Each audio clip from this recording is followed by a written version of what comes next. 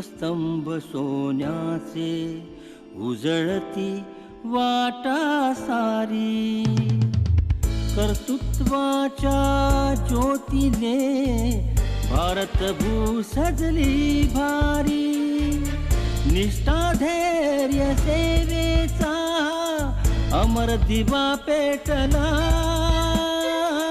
स्वप्नांना दे पंख नवे अन गंध नवा पसरला, दीपस्तंभ सोन्याचे सोन्याचे सोन्याचे सोन्याचे. दीपस्तंभ सोन्याचे या कार्यक्रमात आपल्या आजच्या भागाचे मानकरी आहेत छत्रपती संभाजीनगरचे जिल्हाधिकारी आणि जिल्हा दंडाधिकारी IAS माननीय दिलीप स्वामी. प्रशासन म्हणजे केवळ नियमांची अंमलबजावणी नव्हे, तर लोकांच्या जीवनात सकारात्मक बदल घडवून आणण्याची प्रक्रिया आहे. अशाच लोकाभिमुख, कार्यक्षम आणि गतिमान प्रशासनाचा आदर्श म्हणजे माननीय दिलीप स्वामी सर. सेवा कार्यकाळात त्यांनी अनेक महत्त्वपूर्ण उपक्रम यशस्वीपणे राबवले. त्यांच्या उत्कृष्ट कामासाठी त्यांना जिल्हा आणि विभागीय स्तरावर अनेक पुरस्कार प्राप्त झाले आहेत. उत्कृष्ट उपजिल्हाधिकारी म्हणून महाराष्ट्र शासनानं त्यांचा माननीय मुख्यमंत्री यांच्या हस्ते गौरव केला. राजीव गांधी प्रशासकीय गतिमानता अभियानात जिल्हा, विभागीय तसेच राज्य स्तरावर प्रथम पुरस्कार पटकावण्यात त्यांना मोलाचा सहभाग मिळाला. तंटामुक्त गाव अभियान, आत्मविश्वास जागृती अभियान तसंच 25 गावांना लोकराज्य ग्राम घोषित करण्यामागे त्यांचं प्रभावी नेतृत्व आपल्याला दिसून येतं. त्यांचं कार्य अनेक प्रशासकीय अधिकाऱ्यांसाठी आजही प्रेरणादायी ठरलंय. त्यांच्या या अष्टपैलू कार्याला आमचा मानाचा मुजरा. नमस्कार. दीपस्तंभ सोन्याचे या कार्यक्रमात मी डॉक्टर अरुंधती भालेराव आपल्या सगळ्यांचं मनापासून स्वागत करते. आज मी एका अत्यंत कार्य, कर्तृत्व आणि संवेदनशील अशा प्रशासकीय अधिकाऱ्यांशी गप्पा मारणार आहे. प्रशासनाला मानवी स्पर्श देणारे आणि विकासाला गतिशीलता देणारे छत्रपती संभाजीनगरचे जिल्हाधिकारी आणि जिल्हा दंडाधिकारी माननीय दिलीप स्वामी सर यांच्याशी मी आज गप्पा मारणार आहे. सर नमस्कार. नमस्कार. मनापासून आपलं स्वागत. खूप खूप धन्यवाद. 25 गावांना ग्रामराज्य गाव म्हणून घोषित करण्याचा मान त्यांनी मिळवलाय. अनेक पुरस्कार त्यांनी उत्कृष्ट राबवलेल्या उपक्रमांसाठी त्यांना मिळालेले आहेत. त्यांचं कार्य, कर्तृत्व हे अफाट आहे, अचाट आहे. कसं आहे ते नक्की, काय काय केलंय त्यांनी, कोणते कोणते उपक्रम राबवले आहेत, चला जाणून घेऊया त्यांच्याकडून. सर, तुमचं जे कार्यक्षेत्र आहे ते अफाट आहे, पण ते सगळं जाणून घेण्यापूर्वी आम्हाला तुमच्या कौटुंबिक पार्श्वभूमीबद्दल अगदी थोडक्यात सुरुवातीला ऐकायला आवडेल आणि त्यानंतर प्रशासकीय प्रवासाची सुरुवात कशी झाली, IAS कसे झालात ते ऐकायला आवडेल. मी अत्यंत ग्रामीण भागातून आलोय. तोंडार तालुका, उदगीर जिल्हा, लातूर हे माझं जन्मगाव आहे. स्वामी परिवार, जंगम परिवार, पोथी पंचांग वाचणाऱ्या परिवारातून मी आलोय आणि अत्यंत गरिबी परिस्थितीतून मी शिक्षण घेतलं. 7वीत असताना माझे वडील वारले. त्यानंतर माझी आई आणि माझ्या मामाने माझी शिक्षणाची धुरा सांभाळली. परंतु लहानपणापासूनच काहीतरी प्रशासनामध्ये अधिकारी व्हायचं स्वप्न बाळगून सातत्यानं अभ्यास केला आणि ती जिद्द बाळगली आणि परभणी कृषी विद्यापीठामध्ये शिक्षण घेत असताना महाराष्ट्र लोकसेवा आयोगांच्या परीक्षा दिल्या आणि मग पहिल्यांदा उपजिल्हाधिकारी म्हणून राज्यात 5व्या क्रमांकानं उत्तीर्ण झालो. आणि तेव्हापासून माझं प्रशासकीय कारकीर्द सुरू झालेली आहे. सर, पण प्रशासकीय कार्याकडे जावं हे लहानपणी कसं काय ठरवलं? काही आदर्श होते तुमच्या समोर? निश्चितपणे मोठाचे आत्मचरित्र वाचत असताना आणि गावातील एकंदरीत परिस्थिती पाहू जाता आणि जे गरिबीचे चटके बसत होते त्यामध्ये आपल्याला स्वतःच्या उदरनिर्वाहासाठी सुद्धा नोकरी आवश्यक होती. परंतु फक्त स्वतःच्या उदरनिर्वाहाकडे न बघता आपल्या परीनं आपल्या मातृभूमीला, आपल्या समाजाला, आपल्या परिवाराला, आपल्या अवतीभोवती राहणाऱ्या गोरगरीब लोकांसाठी जे मी गरिबीचे चटके बसले ते इतरांना बसू नये असं सातत्यानं मनात खोलवर कुठंतरी वाटत होतं आणि त्याचाच परिपाक म्हणून हा प्रशासकीय सेवेचा काल सुरू झाला. वा, म्हणजे फिनिक्स पक्षासारखी भरारी घेतली असं म्हणायला हरकत नाही. निश्चितपणे लहानपणी ज्या प्रसंगाला मी सामोरं गेलोय ते सांगणं सुद्धा मला कठीण आहे.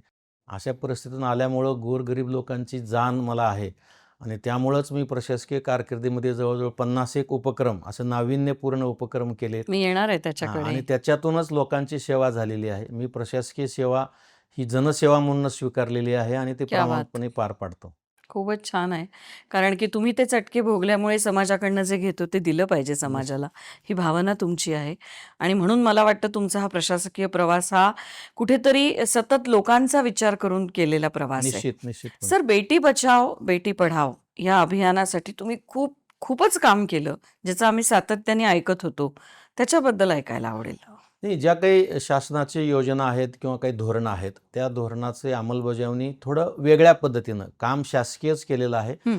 परंतु तो थोड्या वेगळ्या पद्धतीनं अधिकारी कर्मचाऱ्याला रुचेल, आवडेल, ते काम करण्याची इच्छा निर्माण होईल आणि लोक पण त्यामध्ये सहभागी होतील, अशा पद्धतीनं ते काम केलं. हं. आणि प्रत्येक विभागाचं, म्हणजे ज्या सामाजिक समस्या आहेत त्या प्रत्येक क्षेत्रात मी काम केलं आहे. आपण ज्या बेटी बचाओ बेटी पढाओचा उल्लेख केला, त्यामध्ये मी प्रत्येक जिल्ह्यामध्ये, माझ्याकडे ती जबाबदारी प्रशासकीयदृष्ट्या नसली तरी हं, मी हं. ते हे काम एक सामाजिक समस्या म्हणून केलेलं आहे. नांदेड येथे अपर जिल्हाधिकारी म्हणून कार्यरत असताना मी गर्भलिंग तपासणीच्या विरोधामध्ये खूप मोठं काम केलं, खूप अच्छा. जनजागरण केलं हं, आणि हं. त्यामध्ये 2 वर्षामध्ये मुलींच्या जन्माचं प्रमाण जवळजवळ 100ने वाढलं होतं.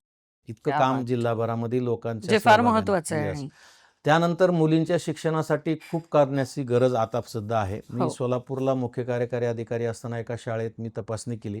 50 मुली गैरहजर होत्या. मी शिक्षकांना पाठवून तपासणी केली, तर असं लक्षात आलं की 49 मुली फक्त सायकल नाही म्हणून शाळेत जात नाहीत.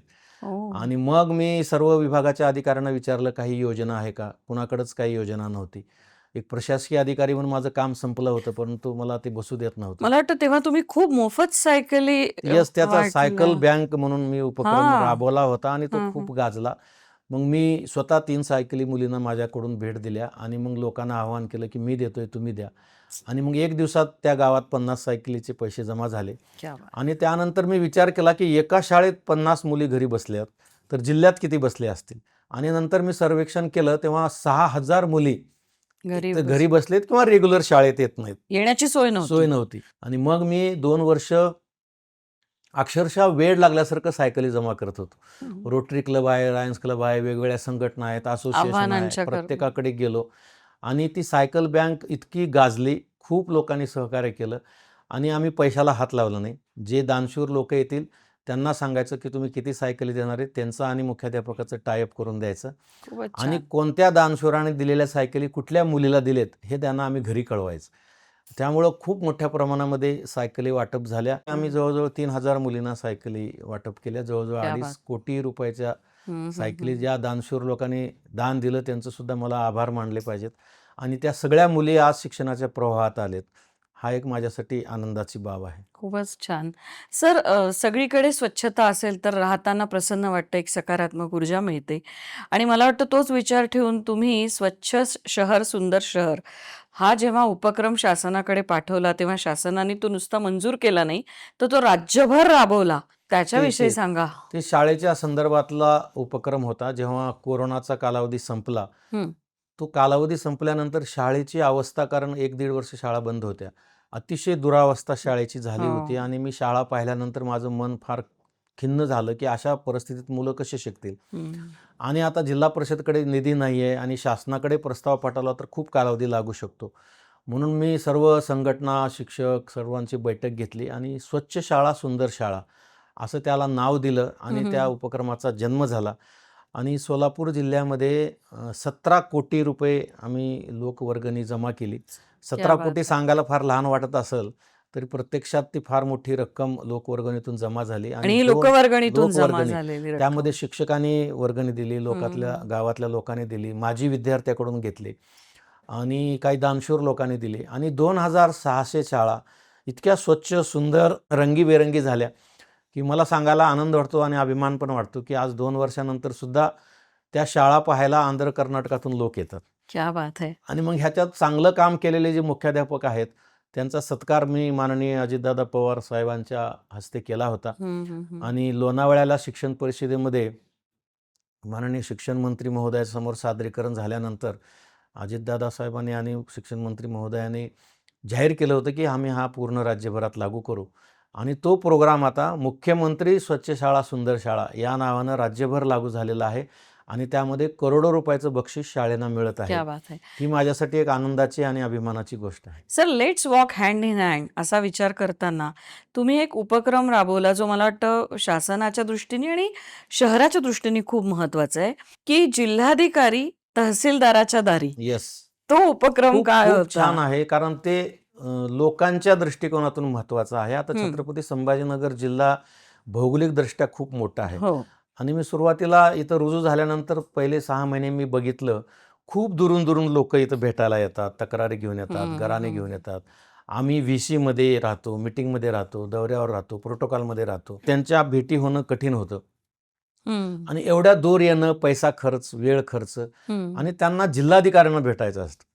त्यामुळे मग मी असा विचार केला की आपल्या व्हिडिओ कॉन्फरन्सिंग माध्यमातून जर त्यांना भेटलं तर त्यांना इथे येण्याचा वेळ वाचेल, खर्च वाचेल आणि जिल्हाधिकाऱ्यांना भेटल्याचं समाधान होईल. म्हणून मी नाव दिलं त्याला जिल्हाधिकारी तहसीलच्या दारी. वर्तमानपत्रातून सर्व प्रसार माध्यमातून मी जाहीर केलं आणि सर्व तक्रारदार जे आहेत ज्यांना मला भेटायचे ते आता तहसीलमध्ये येतात आणि दर सोमवार आणि शुक्रवार 3 मला वाटतं वाजल्यापासून याच्यात वेळ वाचला, मनस्ताप वाचला आणि त्यांच्या ठिकाणी ऍक्च्युअली प्रशासन त्यांची गेलं. भेट, आणि खूप तक्रारीचं निरसन पण झालं. जेव्हा तक्रारदार आमच्याकडे येतात तेव्हा आमच्याकडे फाईल राहायची नाही.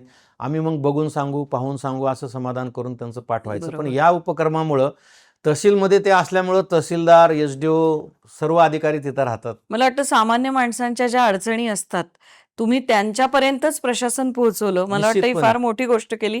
आपण पुन्हा पुढे कंटिन्यू करतोय. एक छोटासा ब्रेक घेते. मंडळी, कुठेही जाऊ नका, बघत राहा दीपस्तंभ सोन्याचे. दीपस्तंभ सोन्याचे. ब्रेक नंतर पुन्हा एकदा स्वागत. सर, आपलंही स्वागत. मला तुमच्या एका उपक्रमाचं नावच खूप आवडलं आणि तो मला फार गरजेचा वाटतो. तुम्ही त्या उपक्रमाला नाव दिलं होतं की अधिकारी शेतकऱ्याच्या बांधावरी. काय आहे तो उपक्रम? शेतकऱ्यांनी जिल्हाधिकारी कार्यालयात किंवा वेगवेगळ्या विभागाच्या कार्यालयात यावं असं अपेक्षित न करता आपण शेतकऱ्यापर्यंत गेलं पाहिजेत. कारण शेतकरी हा बळीराजा आहे आणि त्यांच्या अडचणी समजून घेऊन सोडवण्याचा प्रामाणिक प्रयत्न करण्याचा तो एक उपक्रम होता. माझ्या कार्यालयामध्ये शेतकऱ्यांना येऊन प्रतीक्षा करत बसू नये ही त्यामागची माझी भूमिका होती. आणि मी काही शेतकऱ्यांच्या बांधावर जाऊन भेटल्यानंतर त्यांच्या चेहऱ्यावरचं जे मला समाधान दिसलं की जिल्हाधिकारी स्वतः माझ्या शेतात आलेत क्या बात. आणि त्यांच्या चेहऱ्यावरचा आनंद बघूनच मी निर्णय घेतला होता की मी एकटं जाऊन चालणार नाही, तर जिल्ह्यातल्या सर्व अधिकाऱ्यांनी गेलं पाहिजेत. आणि म्हणून मग मी एक 10 प्रश्नाची प्रश्नावली तयार केली आणि जिल्हाभरातले 150 अधिकाऱ्यांचं एक प्रशिक्षण घेतलं आणि हे 150 अधिकारी प्रत्येकी 10 शेतकऱ्यांच्या शेतावर जिथं ते प्रत्यक्ष काम करतायत तिथं जाऊन त्यांच्यासोबत त्या काळ्या जमिनीवर बसून त्यांच्याशी गप्पा मारल्या. त्यांना त्यांच्यातलं होऊन कोणीतरी Yes. आपल्याला म्हणजे विचारतंय ही भावना. त्यांच्यामध्ये शेतकऱ्यामध्ये आणि अधिकाऱ्यामध्ये कुठली दरी वाटणार नाही इतकी खूपच जवळीक महत्वाचं. निर्माण केली. सर, हे सुरू आहे अजूनही? आणि 2 वेळेस आम्ही हा कार्यक्रम केला आणि त्याच्यातून जे प्रश्न आले त्याच्यावर आम्ही उपाययोजना शोधली. उदाहरणार्थ कर्ज वाटपाच्या तक्रारी होत्या. हो. आम्ही मग प्रत्यक्ष गावात अर्ज द्या कर्ज घ्या हे उपक्रम राबवला वा. आणि जवळजवळ 200 कोटी रुपयाचं कर्ज आम्ही गावात ते इतकी वाटलं. छान छान नावं कशी सुचतात तुम्हाला? ते काम करत असताना त्यांच्याशी चर्चा करत मग सोपं होतं. म्हणजे अर्ज द्यायचं आणि लगेच कर्ज घ्यायचं. त्यांनी बँकेत जायचं नाही, कुठला काहीच कागद करायचं काढायचं नाही. नाही. सगळे अधिकारी आमचे तिथंच बसणार. छान. त्यांनी येऊन फक्त सही किंवा अंगठा करायचा आणि त्यांचं कर्ज मंजूर. त्याच्यानंतर काही शेतकऱ्यांनी रस्ता नाही अशी तक्रार नोंदवली होती. रस्त्यावर अतिक्रमण आहे. मग आम्ही मामलतदार कोर्ट ऍक्टमध्ये एक कलम आहे की शेतात कोर्ट आम्हाला तयार करता येतं. हा. हे एकमेव कायदा असा आहे की तो शेतात जाऊन आम्हाला कोर्ट निर्माण करता येऊ शकतो. त्याचा वापर आम्ही केला आणि जवळजवळ 136 रस्त्यावरचं म्हणजे 150 किलोमीटर रस्त्यावरचं आम्ही अतिक्रमण काढून शेतकऱ्याला उपलब्ध करून दिलं. मला वाटतं याच्यात वेळेचा वेळ वाचला. खूप वेळ त्यांचे वाचला आणि मानसिक थकवा त्यांना कमी आला असेल निश्चित कारण प्रत्यक्ष अधिकारी त्यांच्यापर्यंत पोहोचला. नाही, त्याहीपेक्षा शासन आपल्या सोबत आहे ही जी एक इमेज तयार भावना. होते हा सिग्नल आम्ही देऊ शकलो आणि त्याच्यामध्ये आम्ही मोठ्या प्रमाणामध्ये यशस्वी झालो याचं मला समाधान आहे. खूपच छान. सर, व्यक्तिमत्व विकासाला आता शालेय स्तरावर अत्यंत मान्यता आहे आणि नुसतं अभ्यास नाही तर अभ्यासाबरोबर पर्सनॅलिटी डेव्हलपमेंट, व्यक्तिमत्व विकास हे एकत्र जातात आणि त्याला आता खूप मार्केटिंगच्या काळात महत्त्व आलेलं आहे. असं असताना तुम्ही विद्यार्थ्यांसाठी शाळांमध्ये दससूत्री कार्यक्रम राबवला, त्याच्याविषयी सांगा. हा आता काळाची गरज असलेला हा विषय आहे. मी मुख्य कार्यकारी अधिकारी जिल्हा परिषद सोलापूर असताना खूप मान्यवरांशी, विद्यार्थ्यांशी, पालकांशी, इव्हन झोपडपट्टीत जाऊन मी विद्यार्थ्यांशी चर्चा केली. आणि सध्याचं एकंदरीत वातावरण बघितलं तर वर्तमानपत्रात रोज निगेटिव्ह बातम्या येतात. मुलीने आईचा खून केला, मुलाने वडिलाचा खून केला. म्हणजे संस्कार आणि संस्कृतीपासून मुलं दूर चाललेत. दुसरं, आरोग्याच्या बाबतीमध्ये मी अनेक वर्तमानपत्रातले कटिंग माझ्याकडे आहेत. 9 वर्षाच्या मुलीला हार्ट अटॅक आला, 12 वर्षाच्या मुलाचा हार्ट अटॅकने मृत्यू झाला. हे फास्ट फूड आणि तत्सम पदार्थ खाऊन मुलांचं आरोग्य धोक्यात आलेलं आहे. मुलींचा, महिलांचा सन्मान आता फार कठीण झालेला आहे. मुलींच्या छेडीच्या घटना पूर्वी महाविद्यालयात व्हायच्या, आता शाळेत व्हायला लागलेल्या आहेत. आणि कौशल्य शिक्षण कमी पडत चाललेलं आहे. आणि प्रत्येक पालक आणि शिक्षकांची अपेक्षा मुलांनी 100% मार्क घ्यावं एवढीच मर्यादित राहिलेली आहे. आणि त्यामुळं मी हे 10 सूत्र तयार केले. त्याच्यामध्ये संस्कारक्षम विद्यार्थी घडवणे, आरोग्यक्षम विद्यार्थी घडवणे, वा. IT क्षम विद्यार्थी घडवणे, स्पर्धा परीक्षेला सामोरं जावं लागणार आहे म्हणून स्पर्धाक्षम विद्यार्थी घडवणे, महिलांचा सन्मान करणे, मित्रभक्ती, देशभक्ती, पितृभक्ती शिकवणे, कौशल्यपूर्ण शिक्षण देणे, सगळे संस्कार. सगळे 10 विषय घेऊन मी मागच्या 6 वर्षापासून सातत्यानं रात्रंदिवस काम करतोय. तो माझा खूपच स्वतःचा छान. विषय नाही आहे प्रशासकीय अधिकारी म्हणून, परंतु मी ज्या जिल्ह्यात काम करतोय त्या जिल्ह्यातल्या मुलावर संस्कार मला करणं वाटतं हे सगळं करत असताना अतिशय समाधान तुम्हाला तुमच्या कामातनं मिळत असेल. निश्चितपणे हे एक समाधानाची बाब आहे. एका वेगळ्या आणखीन प्रश्नाकडे जाणार आहे. ग्रामराज्य 25 गावांना ग्रामराज्य गाव म्हणून तुम्ही घोषित केलं, त्याकडे जाणार आहे मी, पण एक छोटासा ब्रेक घेते. मंडळी कुठेही जाऊ नका, बघत राहा दीपस्तंभ सोन्याचे. दीपस्तंभ सोन्याचे. ब्रेक नंतर आपल्या सगळ्यांचं पुन्हा एकदा स्वागत. आपण गप्पा मारतो आहोत छत्रपती संभाजीनगरचे जिल्हाधिकारी आणि जिल्हा दंडाधिकारी माननीय दिलीप स्वामी सर यांच्याशी. सर, 25 गावांना ग्रामराज्य गाव म्हणून घोषित करतानाची आव्हानं कुठली होती? यश तर मिळालं, पण आव्हानं कोणती होती? नाही, लोकराज्य हा शासनाचं मुखपृष्ठ आहे आणि यामध्ये शासनाच्या सर्व योजना दिलेल्या असतात आणि अतिशय चांगलं मासिक होतं. आणि माहिती संचालनाने आव्हान केलं होतं प्रशासनाला, प्रशासकीय अधिकाऱ्यांना, की जास्तीत जास्त गावामध्ये जास्तीत जास्त लोकांपर्यंत हे गेलं पाहिजे. मी नांदेड येथे कार्यरत असताना मी ते आव्हान स्वीकारलं. 25 गावाची निवड केली आणि 25 गावं पण अशी नाही निवडली की कमी कुटुंबसंख्या आहे, मीडियम कुटुंबसंख्या असलेली 25 गावं निवडली. तलाठी, ग्रामसेवक, पोलीस पाटील या सर्वांच्या बैठका घेतल्या आणि त्यांना सांगितलं की हे अंक किती महत्त्वाचं आहे. आणि या प्रसार माध्यमातून प्रत्येकाच्या घरी जाऊन आम्ही त्यांना पटवलं आणि त्यांच्याकडून वर्गणी भरून घेतली. आणि 25 गावामधल्या 100% कुटुंबांनी लोकराज्याचे वर्गणीदार म्हणून भाग घेतला आणि 25 गावं हे आमचे लोकराज्य गावं झाले. आणि त्यामुळं प्रजासत्ताक दिनादिवशी तत्कालीन पालकमंत्री महोदयाच्या हस्ते माझा सत्कार पण संचालनालयाने केला. किती अभिमानाची गोष्ट आहे सर. सर, लहान मुलं सुद्धा सुटले नाहीत तुमच्या उपक्रमांमधनं. प्रत्येकाचा, समाजातल्या प्रत्येक घटक घेतला. घटकाचा तुम्ही विचार केला आणि पंचसूत्री काहीतरी योजना तुम्ही बालकांसाठी राबवली. खूप आवश्यक सांगा. सध्यासाठी आहे. आपल्याकडे बालमृत्यूचं प्रमाण मोठं आहे, विशेषतः मराठवाड्यामध्ये. त्याच्यासोबत बालभिक्षुकांची संख्या आता तुम्ही शहरात बघता खूप मोठ्या प्रमाणामध्ये झाली होती. त्याच्यानंतर बालविवाह छत्रपती संभाजीनगर जिल्ह्यामध्ये खूप मोठ्या प्रमाणामध्ये, राज्यात 2ऱ्या क्रमांकावर आमचा जिल्हा होता. त्यामुळे आम्ही मागील 2 वर्षापासून सातत्यानं याच्या विरोधात काम केलं. हे पंचसूत्री मी सर्व विभागाला सोबत घेऊन बालभिक्षुकांच्या विरोधात मोहीम, बाल कामगारांच्या विरोधात मोहीम, बालमृत्यूंच्या विरोधात मोहीम, बालविवाहाच्या विरोधात मोहीम आणि बाल आरोग्य सुधारणे, हे 5 सूत्र घेऊन आम्ही मागच्या 1.5 वर्षापासून काम करतोय. आम्ही 150 बालविवाह रोखलेत.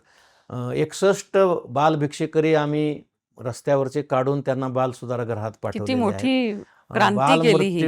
बालमृत्यू आमचं जवळजवळ 3% कमी झालेला आहे. हम्म. बाल कामगार आमच्या जिल्ह्यामध्ये आम्ही बरेच गुन्हे दाखल केलेत आणि आता शक्यतोवर कुठं बाल कामगार तुम्हाला आढळणार नाहीत अशी परिस्थिती आम्ही जनजागृती निर्माण केली. मला वाटतं हे सगळ्यात मोठं पाऊल तुम्ही हे सर उद्याचे उचललेलं आहे. भवितव्य कारण म्हणतो आपण. उद्याचे हे भावी नागरिक आहेत नागरिक आहेत. आणि यांच्याकडनं देशाच्या, समाजाच्या अपेक्षा आहेत. सर, तुम्ही इतकं ग्रासरूटवर जाऊन वेगवेगळ्या स्तरावर काम करत असताना प्रशासन अधिक लोकाभिमुख व्हावं या दृष्टिकोनातनं भविष्यात कुठले बदल अधिक व्हायला पाहिजेत असं तुम्हाला वाटतं? निश्चितपणे सध्याचं शासन, आमचे सन्माननीय मुख्यमंत्री महोदय आणि सर्वच मंत्री महोदयांच्या माध्यमातून आता सध्या IT प्रशासनावर जोर दिलेला आहे. प्रशासन पारदर्शक करण्यासाठी आम्ही इन्फॉर्मेशन टेक्नॉलॉजीवर खूप भर दिला आहे. आमच्या जिल्ह्यामध्ये सुद्धा आम्ही जवळजवळ 10 उपक्रम ITचे राबवलेले आहेत. त्याच्यामध्ये घरी बसून आम्ही प्रमाणपत्र आम्ही त्यांना देऊ शकतो. मेसेज केला तरी आमचे लोक घरी जाऊन त्यांचे कागदपत्र घेऊन येतात. तक्रार करायचं असेल तर आम्ही प्रत्येक तहसील कार्यालयामध्ये, प्रांत कार्यालयामध्ये QR कोड करून दिलेला आहे. आम्ही सेवा केंद्रातून जे लोक प्रमाणपत्र घेऊन जातात त्यांच्याकडे आम्ही एक प्रतिसाद कक्ष म्हणून इथं केला आहे. माहिती अधिकार अधिनियमाखाली आम्ही खूप डेव्हलपमेंट केले. आमच्या कलेक्टर ऑफिसमध्ये एक प्रतिसाद कक्ष केला आहे. 3 आमचे कर्मचारी रोज शेकडो लोकांशी दूरध्वनीवर, मोबाईलवर बोलतात. ज्यांनी सेवा घेतली त्यांना लगेच फोन जातो की तुम्हाला जास्त पैसे घेतले का, तुम्हाला कोणी त्रास दिला का, महिलांना चांगले ही वागणूक फार दिली का. महत्वाची गोष्ट आहे. आणि पहिल्या 15 दिवसामध्ये तक्रारी आम्हाला लोकांनी दिल्या. त्या सेतू केंद्रावर आम्ही दंडात्मक कारवाई केली. आज मला सांगायला आनंद आहे आणि अभिमान वाटतो की आज एकही तक्रारदार आमच्याकडे नाही आहे की ज्याने आम्हाला जास्त पैसे घेतले, त्रास दिला. आणि भविष्यामध्ये लोकाभिमुख करण्यासाठी प्रशासनाने लोकांपर्यंत गेलं पाहिजेत, नाही की लोकांनी प्रशासनापर्यंत आलं पाहिजेत. कारण आणि लोकांच्या तासन तास ताटकळत बसलं बसले पाहिजे. पाहिजेत. हां. माझी अशी इच्छा आहे की माझ्या कार्यालयामध्ये एकही व्हिजिटर आला नाही पाहिजेत. आम्ही त्यांच्यापर्यंत गेलं पाहिजे, त्यांचे प्रश्न सोडवले पाहिजेत आणि इन्फॉर्मेशन टेक्नॉलॉजीचा जास्तीत जास्त वापर करून पारदर्शक, संवेदनशील आणि गतिमान या 3 संकल्पनेवर जर सर्व प्रशासनाने काम केलं तर मला वाटते रामराज्य काही दुसरं असणार नाही, हेच रामराज्य असणार आहे. आणि त्यासाठी माझा प्रामाणिक प्रयत्न आहे. सर, मुलाखतीच्या अगदी अंतिम चरणामध्ये आपण आहोत, परंतु तुमच्या चेहऱ्यावर कमालीची शांतता दिसते. खरं तर अनेक तणावांना तुम्ही लोक सातत्यानं सामोरं जात असता. हे करत असताना स्ट्रेस मॅनेजमेंट कसं करता? खूप मोठ्या प्रमाणामध्ये तणाव आता वाढलेला आहे. हो. लोकांच्या अपेक्षा खूप वाढलेत, कामं खूप वाढलेत. रात्र थोडी सोंगे फार अशी अवस्था आमची झालेली आहे. परंतु त्यातूनही काम करताना आपलं मन सुदृढ असणं आणि शरीर सुदृढ असणे खूप आवश्यक आहे. माझं कुटुंब हे स्वामी परिवारातलं आहे. मुळात लहानपणापासून आध्यात्मिक वातावरण घरामध्ये असल्यामुळं आणि एकंदरीत अध्यात्मामध्ये खूप ताकद आहे माणसाला सुदृढ बनवण्याची. म्हणजे धर्म, जात, पंथ कुठलाही असो, त्या सर्वच धर्मामध्ये, पंथामध्ये चांगलं लिहिलेलं आहे. त्याचा अंमल आपण केला पाहिजे. आणि दैनंदिन काम करताना लोकांच्या चेहऱ्यावरचा आनंद बघितला की आपलं स्ट्रेस कमी होतं, असा माझा स्वतःचा अनुभव आहे. किती छान. आणि लोकांचं कल्याण करण्यासाठी आपली नियुक्ती झाली आहे, हा जर विचार सातत्यानं मनामध्ये ठेवला, हे पद, प्रतिष्ठा हे आपल्यासाठी नाही आहे, हे गोरगरीब लोकांसाठी आहे, मागासलेल्या लोकांसाठी आहे, अडीअडचणीत सापडलेल्या लोकांसाठी आहे, महिला, वृद्धांसाठी आहे. मला वाटतं ही भावनाच खूप छान आहे की दुसऱ्याचा आनंद तो आपला आनंद. यस, त्यामुळंच स्ट्रेस कमी होतो. अगदी शेवटचा प्रश्न, अगदी थोडक्यात सांगा. मी टाइम, फॅमिली टाइम आणि वर्क टाइम याची सांगड कशी घालता? नाही, यासाठी टाईम मॅनेजमेंट हा अत्यंत महत्त्वाचा विषय आहे आणि त्याची मी सांगड व्यवस्थित घातलेली आहे. कुठला वेळ मी ऑफिस डोक्यात कधीच घरी घेऊन जात नाही आणि घर कधीच ऑफिसमध्ये घेऊन येत नाही. आणि घरातल्या, कुटुंबातल्या व्यक्तीला जो वेळ द्यायला पाहिजे तो पण मी देतो, प्रशासनातल्या लोकांना देतो. आणि हे सगळे उपक्रम जे आहेत ते चाकोरीच्या बाहेर जाऊन मी राबवलेले आहेत. त्याच्यासाठी प्रचंड त्रास पण होतो, आरोप प्रत्यारोप पण होतात. आमचे लोक पण मला नाव ठेवतात, हे करायची काय गरज आहे, ते करायची काय गरज आहे. परंतु समाजसेवा हा माझा पिंड आहे आणि प्रशासकीय अधिकारी म्हणून काम करता करता जितकी समाजसेवा करता येईल तो मी करण्याचा प्रामाणिक अशी प्रयत्न छान करत भावना आहे. आहे. सर, खूप छान वाटलं तुमच्याशी बोलून.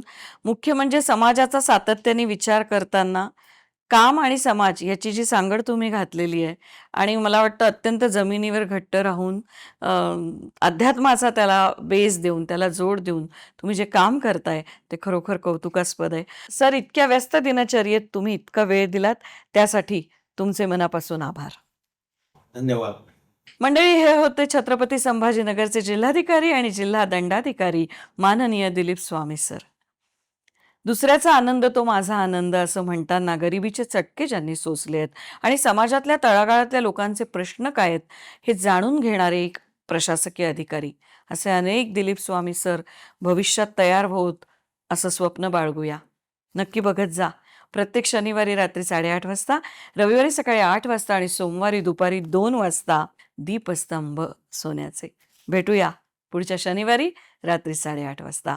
तोपर्यंत नमस्कार.